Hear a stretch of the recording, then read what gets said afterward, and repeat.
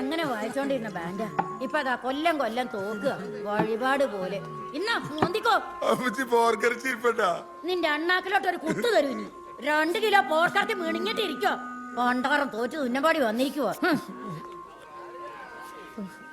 കർത്താവേ, ചങ്ക് തകർന്നിട്ട് കുഴലിനകത്തൂടി വായിക്കല്ല, കരയുവോ. കണ്ടാക്ക് ആള് മിടുക്കൻ.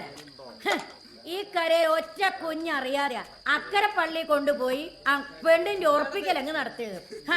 അവളാണെങ്കി അമേരിക്കയിൽ നിന്ന് വന്ന നാറിയെ കണ്ടപ്പോ റോട്ടോന്ന് പറഞ്ഞ് താ കിടക്കും.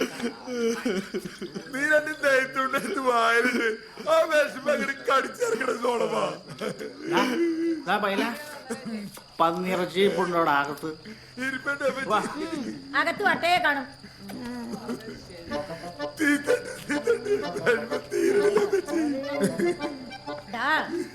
പെണ്ണെന്ന സാധനത്തിന് കുടിച്ച വെള്ളത്തെ വിശ്വസിക്കാൻ കൊള്ളില്ല എന്ന് നിനക്കറിയാൻ പാടില്ലേ സോളമ? അതെ, അമ്പ് പെരുന്നാളിന്റെ അന്ന് രാത്രിക്ക് രാത്രി എന്റെ കെട്ടിയോനെ കൊണ്ട് തമിഴ്നാട്ടിലേക്ക് ഒളിച്ചോടി പോയത് ആരാണ്? എന്റെ ഉടപ്പറന്നോള് ആ തേവിളിസി. എന്താണ് എന്താണ് എന്ത് മാല കുടിക്കുന്നതാണ്.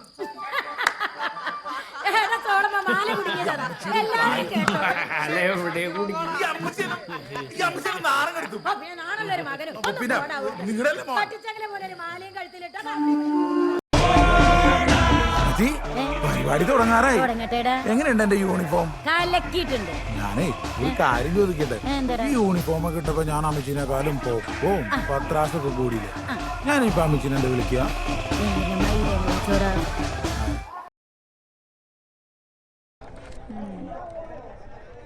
എന്തിനാണോ താൻ എന്റെ പുറകെ നടക്കുന്നത്? വത്സമയത്ത് കാണാൻ തുടങ്ങിയിട്ട് നാള് കുറെ ആയി. സ്ഥലമുണ്ടോ? ശരി, എന്നൊരു ഓട്ടോ വിളി.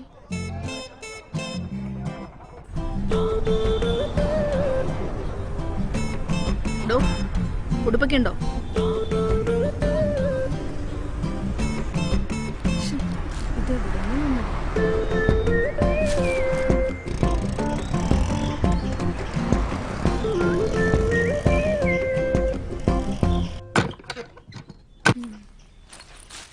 വാ,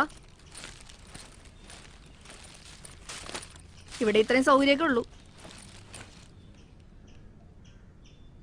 താനെന്താ വീട് നോക്കാൻ വന്നേക്കോണോ?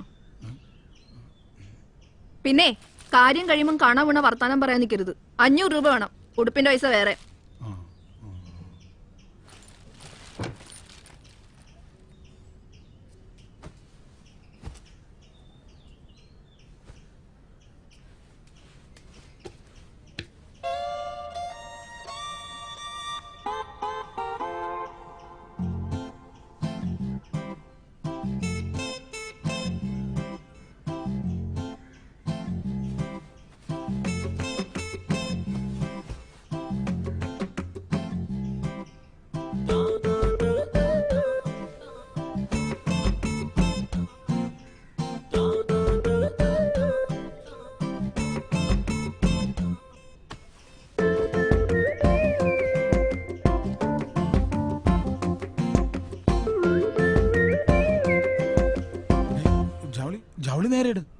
ജൗളി നേരെ ഇട്.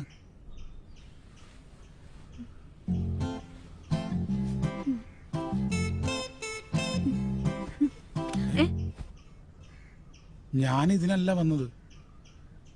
പിന്നെ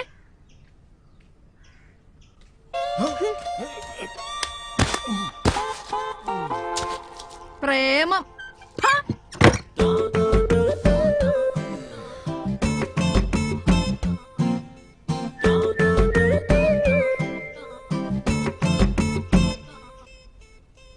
വീണത് ട്യൂബ്ലൈറ്റ് മണിയാണെങ്കിലും ഉയർത്തെഴുന്നേറ്റത് കാമുകൻ മണിയായിരുന്നു.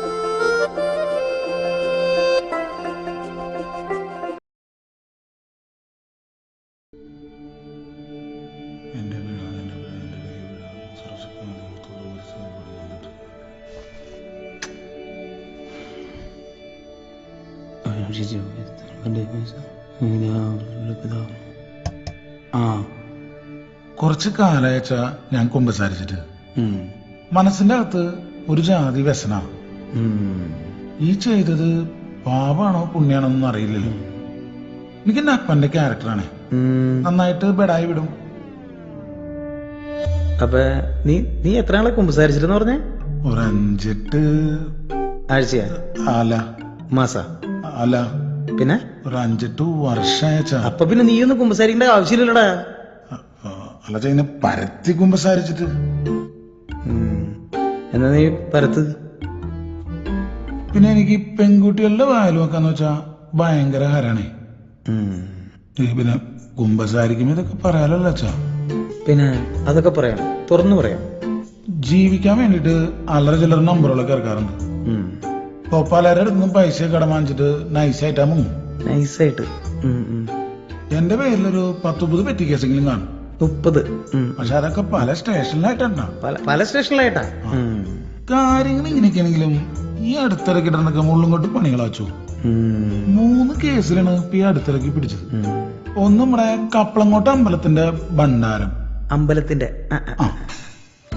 നൈസായിട്ട് പണിയായിരുന്നു.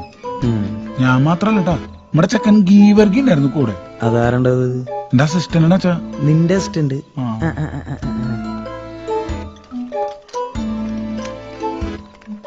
നീ എന്താ വല്ല ചാണത്തിലും ചവിട്ടി? നീ ബാഗ് ഇങ്ങനെ നടക്കി നീ വെറുതെ സ്ലോ മോഷനിൽ നടക്ക്.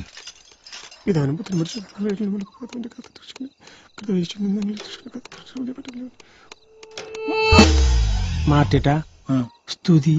സ്തുതിയാ? ഇതവിടെ വെച്ചേക്ക്. ഇവിടെ ഞാൻ ഇത് കഴിഞ്ഞിട്ട് എടുത്താ മതിയല്ലോ.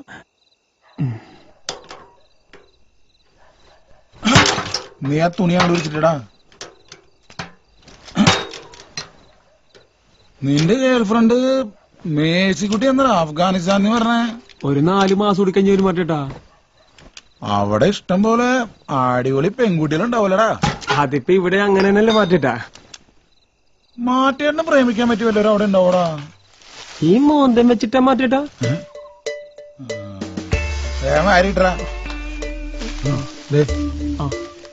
ഇതുകൊണ്ടോയിട്ടേ ഇതുകൊണ്ടോയിട്ട് അവിടെ ഇട്ടിട്ട് വന്നേ. വേമ്പാ വേമ്പാ വേമ്പാ ചെല്ലു വേഗമാണ് നീ.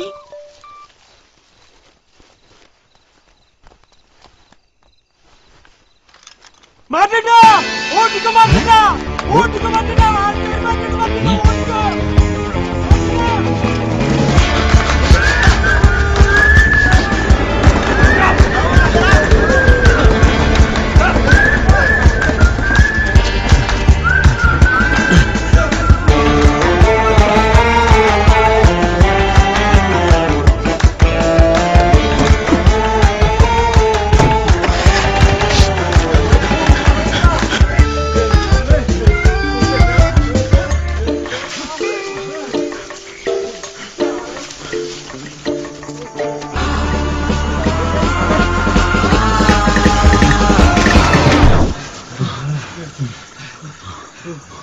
നീ എന്തുട്ട് കള്ളന്റെ കണ്ണാലി എന്തിയേ?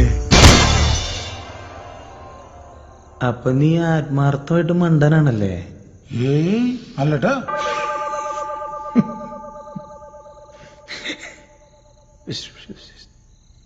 അപ്പൊ ഇതൊക്കെ നിന്റെ പാപങ്ങള്? അന്നത്തെ കേസില് വിയൂര് വരെ ഒന്ന് പോകേണ്ടി വന്നു. അവിടെ വെച്ചാണ് പുതിയ കുറെ ചെടികളെ ഞാൻ പരിചയപ്പെടുന്നത്. പുതിയ കിടികള് എല്ലാവർക്കും വെവ്വേറെ സ്റ്റോറി ഉണ്ട് ട്ടാ. സെപ്പറേറ്റ് സ്റ്റോറീസാ?